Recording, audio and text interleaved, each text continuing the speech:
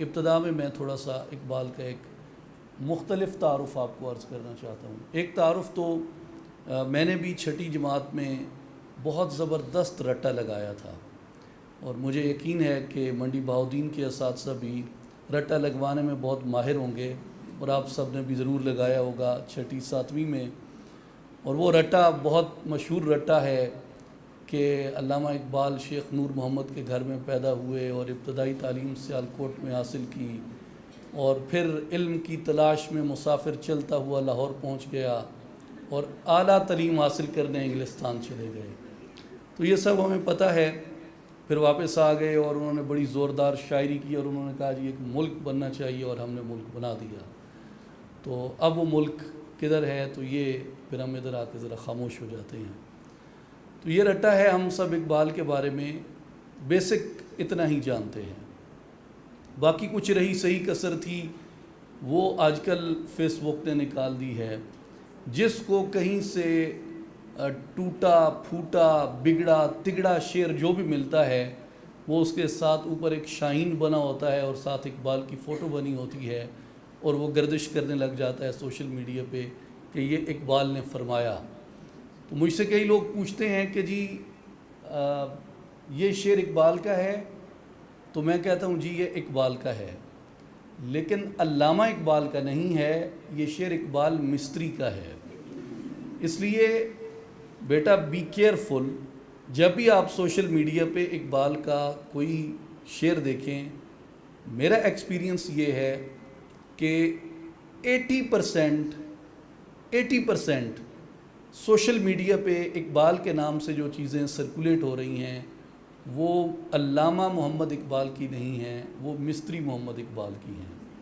تو اس لیے آپ اس اقبال پہ بلیو کریں جو کلیات اقبال میں ہے، اس اقبال میں نہیں جو اقبال کے شاہینوں نے سوشل میڈیا پہ پھیلا رکھا ہے۔ اقبال کون ہے؟ اقبال کے بارے میں جب بھی آپ یہ جاننے کی کوشش کریں گے کہ اقبال کون ہے، تو آپ کو حیرت ہوگی کہ دنیا میں 20th سینچری کا موسٹ انفلوئنشل فلاسفر جو سب سے زیادہ اثر انداز ہوا دنیا کے ممالک کے جغرافیوں کے اوپر، اور دنیا میں انڈیپینڈنس کی موومنٹس کے اوپر، اور دنیا میں ایک دنیا کے بہت بڑے مذہب کی بہت بڑی آبادی کو جس نے فکری طور پہ بڑے مثبت وے میں متاثر کیا، جو کہ نہ صرف مشرق کے علوم کا ماہر تھا بلکہ وہ مغرب کے علوم کا بھی بہت بڑا ماہر تھا۔ اور میرے لیے، آپ کے لیے سب سے پہلا کویسچن کیا ہونا چاہیے کہ جی ہم ینگسٹرز ہیں، اقبال کو کوئی بابے بیٹھ کے پڑھیں تو پڑھیں، وہ فلسفے میں سر کھپائیں۔ میرے لیے کیا انسپریشن ہے اقبال میں؟ What kind of personality Iqbal was being a youngster? تو آپ کبھی اقبال کو ایکسپلور کریں۔ Before reaching the age of 30, Iqbal learned 8 most influential languages of the world، جن میں کئی ایسٹرن لینگویجز ہیں اور کئی ویسٹرن لینگویجز ہیں۔ اردو، پنجابی، سنسکرت، پرشین، عربک، یہ 5 ایشیائی زبانیں اقبال جانتے تھے۔ انگریزی، جرمن، اٹالین، یہ 3 یورپین لینگویجز اقبال جانتے تھے 30 برس کی عمر کو پہنچنے سے پہلے۔ آپ مجھے سچے دل سے بتائیں، کیا آپ نے آج تک کسی ینگسٹر کے بارے میں یہ سنا ہے کہ جو 30 برس کی عمر کو پہنچنے سے پہلے دنیا کی اتنی لینگویجز اور ان کے لٹریچر کو اور ان کی فلسفی کو جانتا ہو؟ اس کے بعد اقبال اب ہسٹری کا واحد سٹوڈنٹ ہے، یعنی اقبال کے کئی کانٹمپریریز جو ہیں وہ یو کے وغیرہ میں، یورپ میں پڑھتے رہے ہیں، جن میں گاندھی جی پڑھتے رہے ہیں، پنڈت جواہر لال نہرو پڑھتے رہے ہیں، موتی لال نہرو پڑھتے رہے ہیں، خود قائد اعظم محمد علی جناح پڑھتے رہے ہیں، اور بہت لوگ پڑھتے رہے ہیں۔ لیکن آپ کو پتہ ہے ہمارے رٹے میں بھی یہ تھا کہ اقبال 1905 سے 1908 تک اعلیٰ تعلیم حاصل کرنے انگلستان گئے، تو وہ انگلستان میں انہوں نے کیا اعلیٰ تعلیم حاصل کی؟ 3 سال 1905 سے 1908 تک کتنا عرصہ بنتا ہے؟ 3 سال. 3 برس میں اقبال نے کون کون سی ڈگریز حاصل کی؟ کیمبرج یونیورسٹی سے اقبال نے گریجویشن کی ڈگری حاصل کی. کیمبرج یونیورسٹی سے اقبال نے بیرسٹر ایٹ لاء کی ڈگری حاصل کی, اور یونیورسٹی آف ہائیڈلبرگ سے علامہ اقبال نے پی ایچ ڈی کی ڈگری حاصل کی. 3 سال کے مختصر عرصہ میں یورپ کے 3 لیڈنگ انسٹیٹیوشنز سے اقبال نے 3 بہترین ڈگریز حاصل کی. کیا کوئی اسٹوڈنٹ اس ریکارڈ کو بریک کر سکتا ہے؟ تو بینگ اے ینگسٹر میرے لیے اور آپ کے لیے اقبال بہت بڑی انسپریشن ہے, کہ جس کو آپ اقبال کہتے ہیں, جس کو آپ اتنا پریز کرتے ہیں, جس کو آپ آئیڈیالائز کرتے ہیں, وہ کتنا پریکٹیکل آدمی تھا اپنی لائف میں. یعنی یہاں پہ تو یہ پورٹرے کیا جاتا ہے نا کہ اقبال صاحب سارا دن چارپائی پہ وہ تکیہ لگا کے اور حکے کی گڑ گڑ کرتے رہتے تھے, اور پھر کوئی شعر آ جاتا تھا تو وہ شعر لکھ دیتے تھے. بھیا ایسی بات نہیں ہے.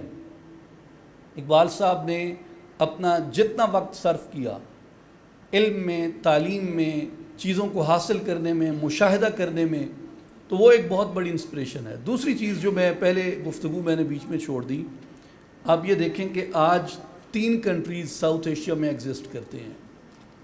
اس جغرافیے کے اوپر جو جغرافیہ اقبال نے سجیسٹ کیا تھا, انڈیا, پاکستان اور بنگلہ دیش, یہ 3 جغرافیے اقبال کی آئیڈیالوجی کے ساتھ پھوٹے. کیونکہ اقبال یہ کہتے تھے کہ ہندوستان کبھی بھی ایک ملک نہیں رہا. آپ جانتے ہیں ہندوستان کبھی ایک ملک نہیں رہا. Most of the students, most of the young Muslim population in the South Asia, they don't know the reality that India never existed as an united India unless until there was an imperial power behind that. Mughal آئے تو India کو انہوں نے unite کیا, انگریز آیا تو India کو انہوں نے یونائٹ کیا, اشوکا کی اور چندر گپتا موریہ کی تلوار آئی تو انہوں نے انڈیا کو یونائٹ کیا. ادروائز نیچرلی انڈیا کب یونائٹڈ رہا ہے؟ آپ گوگل کریں, آپ کو پتہ چلے گا جب انگریز یہاں پہ تھا 563 پرنسلی اسٹیٹس ایگزسٹ کرتی تھیں, جن میں 150 ریاستوں کے پاس سوورینٹی تھی, خود مختار ریاستیں تھیں تاج برطانیہ کے نیچے. تو انڈیا تو کبھی یونائٹڈ تھا ہی نہیں. سب سے بڑا فراڈ 20th سینچری کا یونائٹڈ انڈیا کا نعرہ تھا. سب سے بڑا پولیٹیکل فراڈ یونائٹڈ انڈیا کا نعرہ تھا. انڈیا آج بھی یونائٹڈ نہیں ہے. 36 علیحدگی کی تحریکیں ہندوستان کے اندر چل رہی ہیں اب بھی. تو اقبال تھے اس وقت جو یہ کہتے تھے کہ انڈیا کبھی ایک تھا ہی نہیں, اور انگریز کے چلے جانے کے بعد انڈیا کبھی ایک ہو سکتا بھی نہیں ہے. اس لیے جو یہاں مختلف آئیڈینٹیٹیز بستی ہیں, ان آئیڈینٹیٹیز کو ان کے رائٹس دیے جائیں اور ہندوستان کو تقسیم کیا جائے, جس میں اقبال نے پاکستان کا خواب دیکھا. اس کے بعد آپ آ جائیں سینٹرل ایشیا میں. سینٹرل ایشیا میں تاجکستان میں ایک پولیٹیکل پارٹی تھی جب روس کے خلاف انقلاب آ رہا تھا. اب تاجکستان کدھر ہے؟ درمیان میں افغانستان ہے, ادھر تاجکستان ہے, ادھر پاکستان ہے. تو ہمارا کوئی ڈائریکٹ ان کے ساتھ بارڈر بھی نہیں لگتا تاجکستان کے ساتھ. لیکن تاجکستان کی پولیٹیکل پارٹیز اپنا ریولوشنری اینتھم جو تھا, ان کا جو ترانہ تھا انقلابی, وہ اقبال کی پوئم تھی, اے غنچۂ خوابیدہ چون نرگس نہ گراں خیز, کاشانہ ما رفت بتاراج غماں خیز, از گرمی ہنگامہ آتش نفساں خیز, از خواب گراں خواب گراں خواب گراں خیز, از خواب گراں خیز. فریاد ز افرنگ و شیرینی افرنگ, عالم ہمہ ویرانہ ز پرویزی افرنگ, معمار حرم باز با تعمیر جہاں خیز, از خواب گراں خواب گراں خواب گراں خیز. کہ اے سوئے ہوئے گہری نیند سے اٹھ, گہری نیند سے اٹھ, گہری نیند سے اٹھ, اے حرم کو تعمیر کرنے والے دوبارہ حرم کے دفاع کے لیے اٹھ, گہری نیند سے اٹھ, گہری نیند سے اٹھ. تو کہاں تاجکستان, کہاں پاکستان؟ تو آپ دیکھیں اقبال کا انفلوئنس تھا کتنا بڑا اس پہ. تیسری میں آپ کو ایگزامپل دینا چاہتا ہوں ایران کی. ایران میں ریولوشن آیا, آپ سب جانتے ہیں, ایران کی جو ریولوشن لیڈ کر رہے تھے وہ دو لوگ تھے. ایک امام خمینی تھے اور دوسرے ان کے جو رفیق کار تھے ڈاکٹر علی شریعتی. دونوں بڑے انفلوئنشل ایرانی ریولوشن کے سربراہ رہے ہیں. میں نے خود ایران وزٹ کیا اور یہاں بھی کئی ایرانی آتے ہیں اقبال پہ بات کرنے کے لیے. وہ سب یہ کہتے ہیں کہ جو ریولوشنری لیڈر تھے علامہ خمینی صاحب، ان کی کوئی ایک سنگل سپیچ بھی ایسی نہیں ہے جو اقبال کی پوئٹری کو ریفرنس کیے بغیر انہوں نے کی ہو. ڈاکٹر علی شریعتی اتنے بڑے ریولوشنری لیڈر تھے ایران کے. بیٹا یہ بات غور سے سنیں، یہ یاد رکھنے کی ہے، بہت بڑی بات انہوں نے کی. آپ کو پتہ ہے کہ ایران میں ایک اپنا ان کا کلچر ہے، ایک میجورٹی پاپولیشن ہے، ان کا بلیف سسٹم ہے اپنا. تو اقبال ظاہر ہے وہ اس سے تھوڑے ڈیفرنٹ بلیفز رکھتے تھے. تو وہاں حسینیہ ارشاد ایک ادارہ ہے تہران میں، وہاں پہ اقبال ڈے منایا جا رہا تھا. ڈاکٹر علی شریعتی اس کو پریزائڈ کر رہے تھے. تو ایک آدمی وہاں کھڑا ہو گیا، اس نے دو چار اقبال پہ اعتراض کیے. وہ جی اقبال تو یہ تھے، اقبال تو وہ تھے، تو تہران میں کیوں اقبال پہ کانفرنس ہو رہی ہے؟ اب علی شریعتی بھی یہ ساری باتیں جانتے تھے. تو علی شریعتی جو تھے وہ کھڑے ہو گئے اور انہوں نے کہا کہ خاموش ہو جائیں، آپ کو نہیں پتہ اقبال کون ہے. تو انہوں نے کہا کہ جی اچھا آپ بتائیں اقبال کون ہے.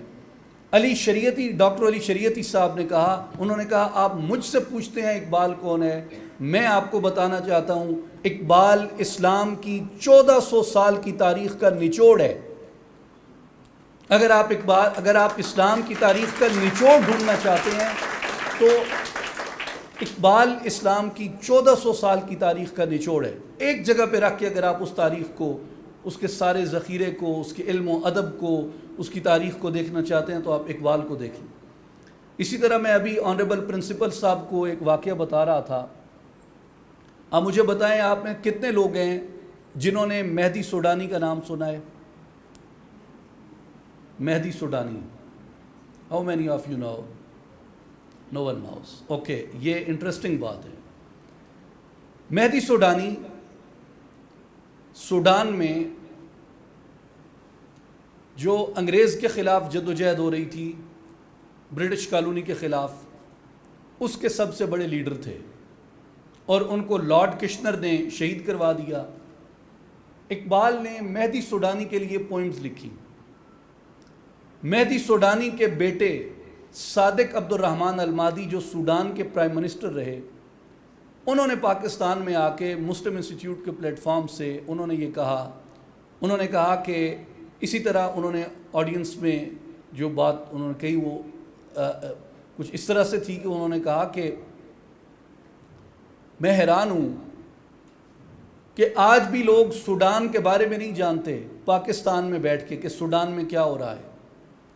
لیکن 1920 میں لاہور میں بیٹھا ہوا ایک شخص، جب کوئی سوشل میڈیا نہیں تھا، جب ٹی وی چینلز نہیں تھے، جب ریڈیوز نہیں تھے، ایک شخص لاہور میں بیٹھ کے سوڈان کے بارے میں یہ خبر رکھتا تھا کہ سوڈان کے اندر کیا ہو رہا ہے. اور انہوں نے کہا کہ میں اس لیے اقبال کو 20th سینچری کا ایسا بہترین مسلمان جانتا ہوں جس کے دل میں اسلام کا درد تھا اور جو دنیا اسلام کے احوال سے غافل نہیں تھا. تو Pakistan, central Asia, Iran, south Asia, کہاں افریقہ، اور میں اسی طرح اگر مثالیں دیتا جاؤں آپ کو، ترکی کی میں مثال دیتا ہوں. ترکی میں آپ کبھی گوگل کریں کہ how many graves of Iqbal. آپ کو تو پتہ ہے نا ایک ہی قبر ہے اقبال کی لاہور میں شاہی قلعہ کے باہر. لیکن جہاں مولانا رومی کا مقبرہ ہے، مولانا رومی کے مقبرے کے باہر کونیا میں، ترکی میں، مولانا رومی کے مقبرے کے باہر انہوں نے اقبال کی ایک آنریری گریو بنائی ہے، اعزازی قبر بنائی ہے، صرف علامہ اقبال کو ٹریبیوٹ پیش کرنے کے لیے کہ جو ٹرکش نیشن ہے وہ اقبال کو آن کرتی ہے. پچھلے دنوں مجھے کسی نے رجب طیب اردگان کا ایک کلپ بھیجا جو پاکستان میں نہیں ہے، وہ ترکی میں ایک ریلی کو ایڈریس کر رہے ہیں اور وہاں کھڑے ہو کے وہ ٹرکش زبان میں اقبال کی پوئٹری پڑھ رہے تھے. تو ہم سب یہ نہیں جانتے کہ اقبال کتنا انفلوئنس رکھتے ہیں. اقبال کے انٹروڈکشن میں ایک آخری بات میں آپ کو یہ بتا دوں کہ آپ کو کتنی زبانوں کے نام آتے ہیں؟ کئی زبانیں ہیں. You just name a language and you will find translation of Iqbal's poetry and Iqbalian thought in that language. Whatever language you just name a language and you will find Iqbal's literature in that language. اور 20th century کا کوئی مسلم thinker, کوئی مسلم poet ایسا نہیں ہے جس کی poetry کی اور جس کی تھاٹ کی اتنی زیادہ ٹرانسلیشنز دنیا میں کی گئی ہوں. جیپنیز میں، چائنیز میں، رشین میں، فرینچ میں، پرچگیز میں، اٹالین میں، جرمن میں، اسپینش میں، انگریزی میں تو اقبال نے خود لکھا، کورین کے اندر، اور اس کے علاوہ دنیا کی ہر زبان کے اندر اقبال کی ٹرانسلیشنز ہوئی ہیں. تو یہ ظاہر کرتا ہے کہ پاکستان، ہندوستان اور ہم مسلمانوں کے علاوہ بھی دنیا کے لوگ کتنا زیادہ انٹرسٹ رکھتے ہیں اقبال کے اندر. اور اقبال کے ضمن میں بات کرنا بہت مشکل کام ہے کہ آپ کہاں سے شروع کریں اور کہاں پہ ختم کریں، کیونکہ ہر ٹاپک اتنا بڑا ہے. اقبال اور قرآن، اقبال اور عشق رسول، اقبال اور تاریخ عالم، اقبال اور نوجوان، اقبال اور پولیٹیکل تھاٹ، اقبال اور پاکستان، اقبال اور اس وقت کا ہندوستان، اقبال اور مغربی فلسفہ، اقبال اور امام غزالی، اقبال اور ابن العربی، اقبال اور جلال الدین رومی، اقبال اور فرید الدین عطا. یعنی آپ اتنے ٹاپکس ہیں. اقبال کی نعت گوئی، اقبال کی حمد، اقبال اور حریت، اقبال اور آزادی، اقبال اور کشمیر، اقبال اور فلسطین. یعنی اتنے ٹاپکس ہیں کہ آپ ایک سیشن میں اگر نام گنوانا شروع کریں ان عنوانات کا جو اقبال کے عنوانات ہیں، آپ صرف وہ بھی پورے نہیں کر سکتے. تو بیٹا اس سے کنکلوژن کیا نکلتا ہے؟ کنکلوژن اس سے یہ نکلتا ہے کہ آپ اس بات کا پرائیڈ لیں کہ آپ اقبال کی قوم ہیں. آپ ایسے مفکر کی قوم ہیں، آپ ایسے شخص کا خواب ہیں جس کو نہ صرف آپ جانتے ہیں، جس کو دنیا جانتی ہے، جس کو دنیا ٹریبیوٹ پیش کرتی ہے اور جس کو دنیا ایڈمائر کرتی ہے. اقبال اور یوتھ، پہلی چیز آپ اپنے ذہن میں رکھیں کہ علامہ محمد اقبال نے جس خودی کا ذکر کیا اور جس عشق کا ذکر کیا، اقبال کی وہ بنیادی انسپریشن قرآن حکیم سے تھی. اور اقبال کو پڑھنے والے کی آپ کو میں ایک ایکسرسائز دیتا ہوں. آپ صرف 3 دن اقبال کو پڑھیں، آپ اپنے اندر انسپریشن فیل کریں گے towards Quran and towards the love of prophet صلی اللہ علیہ وآلہ وسلم. صرف 3 دن پڑھیں، آپ کو یہ انسپریشن فیل ہوگی. اور میں آپ کو اپنا ایکسپیرینس بتاتا ہوں. میں جب کبھی کبھی بہت ڈاؤن ہو جاتا ہوں تو میں 2 چیزیں پڑھتا ہوں، یا میں قرآن مجید کو پڑھتا ہوں. اور قرآن مجید کا کمال یہ ہے کہ یہ نہیں کہ آپ جی یہاں سے پڑھیں، یہاں سے وہاں تک پڑھیں. ہاں ٹھیک ہے، بزرگوں کے تجربات ہیں، اس میں بعض مخصوص مقامات، مخصوص صورتیں ہیں جن کے پڑھنے سے زیادہ بہتر آپ محسوس کرتے ہیں. لیکن جنرلی آپ قرآن کو کہیں سے بھی کھول کے پڑھنا شروع کر دیں، قرآن آپ کی مایوسی دور کر دیتا ہے. قرآن کو کہیں سے بھی آپ کھول کے پڑھنا شروع کر دیں، قرآن آپ کے اندر کی بے چینی ختم کر دیتا ہے، آپ کی نا امیدی ختم کر دیتا ہے. بیٹا قرآن کا یہ فیض میں نے اگر کسی پوئٹ میں دیکھا ہے تو وہ اقبال میں دیکھا ہے. آپ علامہ اقبال کا کلیات اٹھائیں اور کہیں سے بھی کھول کے پڑھنا شروع کر دیں، اقبال آپ کو بوسٹ اپ کر دے گا، اقبال آپ کی انرجیز ہائی کر دے گا، اقبال آپ کے اندر ایک ولولہ، ایک جوش پیدا کر دے گا. دوسری بات، آپ علامہ اقبال کو کہیں سے بھی پڑھنا شروع کریں، اقبال آپ کو لو آف پروفٹ کی طرف لے کے آئے گا. یعنی اقبال کو پڑھنے والے کی یہ نشانی ہوتی ہے کہ وہ رسول اللہ صلی اللہ علیہ وآلہ وسلم کے ساتھ بہت زیادہ محبت اور ادب رکھتا ہے. اقبال خود یہ کہتے ہیں کہ میں جب اپنی ینگ ایج میں تھا اور مجھے موقع میسر آیا تو میں نے 1 کروڑ مرتبہ نبی اکرم صلی اللہ علیہ وآلہ وسلم کی ذات گرامی پہ درود و سلام پڑھا. اور اقبال سے پوچھا گیا کہ آپ کو حکیم الامت کیوں کہتے ہیں؟ تو اقبال نے کہا تھا کہ حکیم الامت مجھے اسی لیے کہا جاتا ہے کہ میں نے 1 کروڑ مرتبہ جب رسول اکرم صلی اللہ علیہ وسلم پہ درود شریف پڑھا تھا تو میرے دل پہ اللہ تعالیٰ نے امت مسلمہ کا راز کھول دیا تھا. اس لیے اقبال یہ کہتے ہیں کہ میری نوائے پریشاں کو شاعری نہ سمجھ کہ میں ہوں محرم راز درون میں خانہ، کہ یہ جو میرے اشعار تم پڑھتے ہو یہ صرف شاعری نہیں ہے بلکہ یہ وہ راز ہیں جو اللہ تعالیٰ نے میرے دل پہ کھولے ہیں. اسی طرح اقبال کو جو پڑھتا ہے وہ اس کی ایک زندہ نشانی یہ ہوتی ہے اقبال کو پڑھنے والے کی کہ وہ اپنی قوم سے، اپنی قوم کے مستقبل سے کبھی نا امید نہیں ہوتا.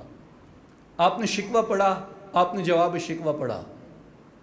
جواب شکوہ میں آپ پڑھیں کتنی سخت تنقید اقبال نے کی ہے مسلم دنیا پہ، کتنی سخت تنقید کی ہے، یعنی کچھ نہیں چھوڑا اس نے مسلمانوں کے پلے. جب وہ یہ کہتا ہے کہ یوں تو سید بھی ہو، مرزا بھی ہو، افغان بھی ہو، تم سبھی کچھ ہو، بتاؤ کہ مسلمان بھی ہو. بھئی کوئی سید ہے، کوئی مرزا ہے، کوئی افغان ہے، کوئی شیعہ ہے، کوئی سنی ہے، کوئی کیا ہے، کوئی کیا ہے، کوئی کیا ہے، لیکن کیا کوئی اس بات کا پرائیڈ لیتا ہے کہ ہم مسلمان ہیں؟ تو اقبال اس حوالے سے تنقید کرتے ہیں کہ مسلمانوں میں مساوات نہیں رہی، مسلمانوں میں عدل نہیں رہا. دنیا کا سب سے اس وقت جو فرسودہ عدالتی نظام باقی رہ گیا ہے وہ مسلمان ریاستوں میں باقی رہ گیا ہے، جہاں انصاف نہیں ملتا آپ کو. پاکستان کے حالات آپ دیکھ لیں، آپ دیگر مسلم دنیا کے ممالک کے حالات دیکھ لیں، عدالتوں کے اندر اور اس کے علاوہ گورننس کے اندر جتنی زیادہ خرابیاں. اقبال کے زمانے میں بھی یہی خرابیاں تھیں، لیکن اس کے باوجود بھی اقبال رحمۃ اللہ علیہ نے اپنی قوم کے بارے میں جو پازیٹیو اپروچ اختیار کی اور انہوں نے پازیٹیو پوٹینشل کو انکریج کیا. تو اقبال کو ایکسپلور کرنے والے کی، اقبال کو پڑھنے والے کی یہ نشانی ہوتی ہے کہ وہ تاریکی کے اندر شمع تلاش کر لیتا ہے، وہ اندھیروں کے اندر روشنی کی کرن تلاش کر لیتا ہے، وہ گھٹا ٹوپ رات کے اندر، سیاہ رات کے اندر وہ چاند کی روشنی تلاش کر لیتا ہے، اور وہ تاریک سیاہ دنوں کے اندر سورج کو تلاش کر لیتا ہے، وہ بدترین خزاں کے اندر کھلتے ہوئے پھول تلاش کر لیتا ہے، وہ بدترین قحط کے اندر ابر تلاش کر لیتا ہے، بارش تلاش کر لیتا ہے. یہ اقبال کو پڑھنے والے کی نشانی ہوتی ہے کہ وہ کبھی نا امید نہیں ہوتا. آپ مجھ سے پوچھیں کہ پاکستان کا مستقبل کیا ہے، میں لوگوں سے سنتا رہتا ہوں مایوسی کی باتیں، لیکن میں انہیں کہتا ہوں کہ یار آپ صلح حدیبیہ کیوں نہیں پڑھتے، آپ طائف کیوں نہیں پڑھتے، آپ ہجرت کیوں نہیں پڑھتے. یہ رسول اللہ صلی اللہ علیہ وسلم تشریف فرمائے غار میں، اور کفار میں اور آپ صلی اللہ علیہ وسلم میں کتنا فاصلہ رہ گیا تھا، ایک مکڑی کے جالے کا. یعنی اس سے باریک، اس سے چھوٹا فاصلہ کیا ہو سکتا ہے کہ کفار کے اور رسول اللہ صلی اللہ علیہ وسلم کے درمیان ایک مکڑی کے جالے کا فاصلہ رہ گیا تھا. اب آپ کر لیں اس پہ تنقید. بدر میں، احد میں آپ کر لیں ان سب کا کریٹیکل انالیسس. صلح حدیبیہ کے موقع پہ صحابہ کرام اور بڑے جید صحابہ کرام یہ کہتے تھے یا رسول اللہ کیا ہمارا مذہب سچا نہیں ہے، کیا ہماری کتاب سچی نہیں ہے، کیا آپ کی نبوت سچی نہیں ہے، ہم کیوں ان کے ساتھ یہ معاہدہ کر رہے ہیں جبکہ ہم ایک فاتح کے طور پہ داخل ہو سکتے ہیں. لیکن آپ صلی اللہ علیہ وسلم جب صلح حدیبیہ سے واپس آئے، صحابہ کرام میں سے بعض میں وہ ایک اضطراب کی کیفیت چل رہی تھی. اس موقع پہ کون سی صورت نازل ہوئی جو یہ کہتی تھی انا فتحنا لک فتحا مبینا، اے حبیب ہم نے آپ کو ایسی فتح عطا کی ہے جو فتح مبین کہلائے گی. جس وقت ورلڈ وار 2 ہو رہی تھی آپ کے ہمارے اس علاقے میں، سرگودا میں، خوشاب میں، چکوال میں، جیلم میں بہت بڑی تعداد کے اندر انگریز نے یہاں سے فوجی ریکروٹ کیے، ورلڈ وار 1 میں بھی، ورلڈ وار 2 میں بھی. اور وہ کن رینکس کے اوپر تھے؟ کوئی سپاہی تھا، کوئی حوالدار تھا، سب چھوٹے سپاہی تھے. کیا کسی نے سوچا تھا کہ جیلم، چکوال، سرگودا، منڈی بہاؤالدین، خوشاب، سون سکیسر، ان علاقوں کے یہ چھوٹے چھوٹے فوجیوں کے بچے دنیا اسلام کی سب سے طاقتور فوج کھڑی کر دیں گے، دنیا اسلام کی پہلی نیوکلیئر طاقت کھڑی کر دیں گے؟ کیا اس وقت کسی نے سوچا تھا؟ اس وقت تو لوگ انہیں تانا دیتے تھے کہ یہ انگریز کے لیے کرائے پہ لڑنے جا رہے ہیں. تو آپ نہیں جانتے اللہ تعالیٰ شر سے کس طرح خیر کو پیدا کرتا ہے۔ آپ قرآن پڑھیں، آپ کو پتہ چلے گا میرے مالک کی، میرے خالق کی، میرے اللہ کی یہ قدرت ہے کہ وہ زندہ سے مردہ کو پیدا کرتا ہے اور مردہ سے زندہ کو پیدا کرتا ہے۔ وہ اندھیرے سے روشنی کو نکالتا ہے۔ آج اگر پاکستان میں اندھیرا ہے تو آپ کو کیا لگتا ہے کہ یہ اندھیرا ہمیشہ رہنے کے لیے ہے؟ لمبی ہے غم کی شام، مگر شام ہی تو ہے۔ شام نے ایک دن اجالے کے اندر بدلنا ہوتا ہے۔ اگر آپ میں کریج ہے، اگر آپ میں پوٹینشل ہے، اگر آپ میں آگے بڑھنے کی طاقت ہے، تو ایسا کیوں نہیں ہو سکتا کہ آج جو مایوسی ہے آپ کی امید اقبال کی امید کی طرح طاقتور ہو، آپ کی امید محمد علی جناح کی امید کی طرح طاقتور ہو، آپ کی امید ایک سچے مومن کی طرح، ایک سچے مسلمان کی امید کی طرح طاقتور ہو، جو اللہ پہ بھروسہ رکھتا ہے، جو یہ جانتا ہے کہ میرا مالک شر سے خیر کو، خیر سے شر کو نکالتا ہے، جو اندھیری رات کو مٹا کے صبح کا سورج طلوع کرتا ہے، وہ ہماری قوم کی بھی تقدیر بدلے گا ہماری محنت کے ساتھ۔ And last but not least, آخری پوائنٹ میں جو آپ کو عرض کرنا چاہتا ہوں، اسپیشلی جو اقبال نے یوتھ کے لیے کہا ہے، وہ اقبال نے کہا ہے کہ آپ توہم پرستی اور یہ جو ستارے اور سیارے اور ان سے اپنی قسمت کو منسوب کرنا، اقبال آپ کو اس سے نکالتا ہے۔ مثال کے طور پہ کسی نے کہا جی کہ ستارہ آپ کے بارے میں یہ کہہ رہا ہے کہ آپ کے لیے یہ ہوگا، اقبال نے اس کا بڑا خوبصورت جواب دیا۔ اقبال نے یہ کہا کہ میرے مقام کو انجم شناس کیا جانے، یہ جو پامسٹ نجومی ہیں یہ میرا مقام کیا سمجھیں، میرے مقام کو انجم شناس کیا جانے، میں خاک زندہ ہوں تابع ستارہ نہیں، میں اللہ کا خلیفہ ہوں، اللہ کا نائب ہوں، میری تقدیر ستاروں کے تابع نہیں ہے، میرے عمل کی قوت سے میری تقدیر تبدیل ہوتی ہے۔ سورہ ملک کو آپ کبھی پڑھیں، سورہ ملک جہاں سے شروع ہوتی ہے، خالق الموت والحیات لیبلوکم ایکم احسن عملا، ہم نے زندگی اور موت کو اس لیے پیدا کیا کہ تمہیں آزمائیں تم میں اچھا عمل کس نے کیا ہے۔ اللہ نے آپ کو اپنا خلیفہ، اپنا نائب بنا کے بھیجا، تو کیا آپ کو کوئی اختیار نہیں دیا؟ اس نے بے اختیار بنا کے بھیجا، آپ کو اس نے عمل کا اختیار دیا۔ اس لیے اقبال نے اس فلسفی کو سمپلیفائی کر کے بیان کیا کہ بیٹا عمل سے زندگی بنتی ہے، جنت بھی جہنم بھی۔ یہ خاکی اپنی فطرت میں نہ نوری ہے نہ ناری ہے۔ تم نار کا عمل کرو گے تو تمہاری زندگی آگ ہے، اگر گلزار کا عمل کرو گے تو تمہاری زندگی گلزار ہے، تمہاری زندگی نور ہے۔ تو یہ تمہارے عمل پہ ڈیپینڈ کرتا ہے۔ اور ایک مقام پہ اقبال کہتے ہیں کہ تقدیر کے پابند نباتات و جمادات، کہ تقدیر کے پابند پتھر اور پودے ہوتے ہیں، مومن فقط احکام الہی کا ہے پابند۔ اس لیے جو اقبال کو پڑھتا ہے اس کے اندر کرج ہوتی ہے عمل کرنے کی، جذبہ ہوتا ہے عمل کرنے کا، اور وہ اپنے آپ کو یہ نہیں کہتا، جیسے اقبال ایک مقام پہ کہتے ہیں کہ خبر نہیں کیا ہے نام اس کا۔ یہ اپنا اگر آپ کوئی لائف سلوگن بنانا چاہتے ہیں، کوئی لائف اچیومنٹس اگر آپ کرنا چاہتے ہیں، تو آپ اقبال کے اس شعر کو اپنا سلوگن بنا لیں، اپنا لائف پرنسپل بنا لیں۔ خبر نہیں کیا ہے نام اس کا، خدا فریبی یا خود فریبی، خبر نہیں کیا ہے نام اس کا، خدا فریبی یا خود فریبی، عمل سے غافل ہوا مسلمان بنا کے تقدیر کا بہانہ۔ کہ اب یہ پتہ نہیں یہ خدا کو دھوکہ دینے کی کوشش کرتا ہے یا اپنے آپ کو دھوکہ دینے کی کوشش کرتا ہے، کہ یہ عمل خود نہیں کرتا اور اپنی بے عملی کو تھونپ دیتا ہے خدا کی تقدیر پہ، کہ جی یہ میری تقدیر میں لکھا تھا۔ تمہارے عمل سے تمہاری تقدیر بدل بھی سکتی تھی۔ خلق الموت والحیات لیبلوکم ایکم احسن عملا، اللہ نے ہاتھ دیے کہ اس سے محنت کرو، آنکھیں دیں کہ اس سے راستہ دیکھو، پاؤں دیے کہ اس سے چل کے جاؤ، عقل دی کہ اس سے سوچو، غور و فکر کرو۔ قرآن کو آپ دیکھیں بار بار، قرآن کیا کہتا ہے؟ افلا ینظرون الی الابل کیف خلقت والی السماء کیف رفعت، کہ یہ لوگ اونٹ میں غور کیوں نہیں کرتے کہ ہم نے اسے کیسے پیدا کیا، یہ آسمان میں کیوں غور نہیں کرتے کہ ہم نے کیسے بلند کیا، یہ زمین پہ کیوں غور نہیں کرتے کہ ہم نے کیسے بچھائی، یہ پہاڑوں میں کیوں غور نہیں کرتے کہ ہم نے کیسے نصب کی ہے؟ کیا ہم غور و فکر کرتے ہیں؟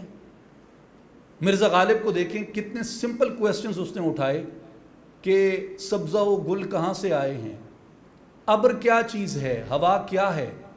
How many of you have read philosophy ever in your life? Never. آپ پنجاب یونیورسٹی میں جا کے دیکھیں فلاسفی ڈپارٹمنٹ کا کیا حشر ہے. بہاؤالدین زکریا یونیورسٹی میں فلاسفی ڈپارٹمنٹ کا کیا حشر ہے. پشاور یونیورسٹی میں فلاسفی ڈپارٹمنٹ کا کیا حشر ہے. یہ کون سا ڈپارٹمنٹ ہے؟ جو امام غزالی کا ڈپارٹمنٹ ہے، جو محمد اقبال کا ڈپارٹمنٹ ہے، جہاں سے آپ کی اسلامی تاریخ کے بڑے بڑے نابغے پیدا ہوئے. ابن سینا کا ڈپارٹمنٹ ہے، ابن رشد کا ڈپارٹمنٹ ہے. تو ہمیں کوئی علم میں سیریس نہیں ہے، اور پھر ہم کہتے ہیں کہ ہماری قوم کے اوپر آ کے جھوٹے اور چور اور یہ اور وہ اور بے دانش لوگ مسلط ہو گئے. کیوں مسلط نہ ہوں وہ لوگ؟ یہ تقدیر آپ نے اپنی بے عملی سے خود لکھی ہے. اللہ تعالیٰ آپ کو اس حالت میں نہیں دیکھنا چاہتا. آپ نے خود اپنی یہ حالت بنائی ہے. اللہ نے آپ کی تقدیر آپ کے عمل پہ چھوڑی ہے. قیامت کے دن کس چیز کا حساب بولے گا؟ اس چیز کا کہ میری تقدیر کو تم نے کیسے بھگتا تھا، یا اس چیز کا حساب لے گا میں نے تمہیں عمل کا اختیار دیا تھا، تم نے خیر کے عمل کو اختیار کیا یا شر کے عمل کو اختیار کیا؟ وہ اس چیز کا حساب لے گا نا کہ میں نے تمہیں اختیار دیا تھا کہ سچ بولنا ہے اور جھوٹ نہیں بولنا. میں نے تمہیں اختیار دیا تھا کہ نیکی کرنی ہے اور بدی نہیں کرنی. تو دونوں میں چوائسز تمہاری تھیں. اگر تم نے بدی کی ہے تو it was your choices, it was your choice. اگر تم نے جھوٹ بولا ہے تو یہ آپ کی چوائس تھی. اگر آپ نے شر کو چنا ہے تو یہ آپ کی چوائس تھی. اگر آپ نے جہالت کو چنا ہے تو یہ آپ کی چوائس تھی. اگر آپ نے علم کو چنا ہے تو یہ آپ کی چوائس تھی. خدا کا قانون جو ہے وہ میرٹ کے اوپر قائم ہے. وہ ڈسکریمنیٹ نہیں کرتا مذہب کی بنیاد پہ. جس کا جو مذہب ہے، جو محنت کرتا ہے، قدرت اس کا ساتھ دیتی ہے. میں نے ایک واقعہ پڑھا تھا، میں آخری بات آپ سے کر کے اجازت چاہوں گا. میں نے ایک واقعہ پڑھا تھا، اس میں انہوں نے کہا کہ ایک بزرگ جو تھے وہ بغداد میں بھاگ کے داخل ہو رہے تھے جب ہلاکو خان کی فوج آ رہی تھی بغداد میں. تو سر ان سے کسی نے کہا، بزرگوں سے، کہ اتنے سہمے ہوئے، اتنے ڈرے ہوئے کیوں ہو؟ انہوں نے کہا کہ میں ڈرا ہوا اس لیے ہوں کہ بغداد میں مسلمانوں کو بدترین شکست ہونے والی ہے. انہوں نے کہا کہ کیا آپ اس چیز پہ بلیو نہیں کرتے کہ رحمت کے مدد کے فرشتے جو ہیں وہ مسلمانوں کے ساتھ ہوتے ہیں؟ انہوں نے کہا کہ بغداد میں جو ظلم ہوتا رہا ہے، اس ظلم کے بدلے میں میں نے دیکھا ہے کہ مدد کے فرشتے ہلاکو خان کے لشکر کے ساتھ آ رہے ہیں. قدرت کے میرٹس کو آپ کبھی انڈر اسٹیمیٹ نہ کریں. آج آپ ڈٹرمن کر لیں آپ نے ایک بہتر مسلمان بننا ہے، سچا مسلمان بننا ہے. Truth is key to everything. Subscription to truth, subscription to truth make you qualifies for heavens. You know دنیا کی سب سے بڑی سچائی کیا ہے؟ لا الہ الا اللہ محمد رسول اللہ. یہ دنیا کی سب سے بڑی سچائی ہے. اور آپ کے میرے پاک پیغمبر علیہ الصلوۃ والسلام نے فرمایا، جس نے سچے دل سے کہا لا الہ الا اللہ محمد رسول اللہ، وہ جنت میں داخل ہوگا. تو subscription to truth makes you qualifies to heavens. سچائی، وہ علوم جن سے دنیا گھبراتی ہے. حضرت سلطان باہو کیا کہتے ہیں؟ اس سے راول جائیے باہو جس تھی خلقت ڈردی ہو. آپ بڑے سوالات میں غور کریں، وہ آپ کو کبھی گمراہ نہیں کرتے. یہ لوگ کہتے ہیں جی فزکس پڑھ کے لوگ ایتھیسٹ ہو جاتے ہیں، فلسفی پڑھ کے لوگ گمراہ ہو جاتے ہیں. اگر آپ میں ایمان ہے، اگر آپ اللہ کی طاقت پہ یقین رکھتے ہیں، من یہد اللہ فلا مضل لہ، جسے اللہ ہدایت دے اسے کوئی گمراہ نہیں کر سکتا. اپنے اللہ پہ یقین رکھیں اور آگے بڑھیں عزم کے ساتھ، حوصلے کے ساتھ. اور یہ دیکھ کے کہ آپ کتنے بڑے مفکر کی، جو قرآن کا شاعر ہے، ڈاکٹر خلیفہ عبدالحکیم نے کہا تھا کہ یوں تو اقبال قرآن کا شاعر ہے مگر شاعروں کا بھی قرآن ہے. تو میں آپ کو سجیسٹ کروں گا کہ آپ ضرور کچھ وقت نکال کے اقبال کی پوئٹری کی بہت اچھی ٹرانسلیشنز ہیں، آپ وہ ضرور پڑھیں. ایک کتاب جو میں اسپیشلی آپ کو ریکمینڈ کروں گا وہ ڈاکٹر خواجہ محمد زکریا، یہ بہت معروف اردو کے استاد ہیں، گورنمنٹ کالج یونیورسٹی میں بھی رہے ہیں، پنجاب یونیورسٹی میں بھی رہے ہیں. ان کی کتاب ہے شرح بال جبریل. اقبال کی پوئٹری کی انڈرسٹینڈنگ پہ آج تک جو بہترین کتابیں لکھی گئیں طلباء کے لیے، یعنی جس کو ایک عام آدمی بھی بہت اچھے سے انڈرسٹینڈ کر لیتا ہے، آپ کو میں ریکمینڈ کروں گا کہ آپ شرح بال جبریل ڈاکٹر خواجہ محمد زکریا کی ضرور پڑھیں. اور دوسری کتاب جو ہے اقبال کے اوپر جو آپ کو پڑھنی چاہیے وہ علم کا مسافر ایک کتاب ہے، چھوٹی سی ہے، بہت لمبی نہیں ہے، ڈاکٹر طالب حسین سیال کی کتاب ہے. یہ علم کا مسافر بہت آسان، سادہ اور عام فہم کتاب ہے. یہ دو کتابیں اگر آپ اقبال کے حوالے سے پڑھ لیتے ہیں تو آپ کی ایک بہت اچھی بیسک انڈرسٹینڈنگ جو ہے اقبال کے اوپر وہ ڈیولپ ہو جاتی ہے. پھر آگے اقبال پہ تھاؤزنڈز آف بکس اردو زبان میں لکھی گئی ہیں. اقبال کی تمام اردو پوئٹری کی بہت آسان ایکسپلینیشنز دیگر لوگوں کی بھی ہیں، وہ بہت اچھی ہیں. تو میں آپ کو یہ ریکمینڈ کروں گا آپ اقبال کو ضرور پڑھیں. اور اگر آپ اپنے آپ سے انصاف کرنا چاہتے ہیں، اپنے فیوچر سے انصاف کرنا چاہتے ہیں، اپنی آنے والی نسل سے انصاف کرنا چاہتے ہیں تو کچھ ٹائم آپ ضرور فرصت نکال کے اقبال کو پڑھیں. اقبال آپ کو قرآن کی طرف لے جائے گا، رسول اللہ کی محبت کی طرف لے جائے گا، اسلام کی تاریخ سے جوڑے گا، امید دے گا آپ کو، یقین دے گا آپ کو، اور ایک بہت اچھا مسلمان، ایک محنتی مسلمان، ایک دیانتدار مسلمان آپ کو بنا دے گا.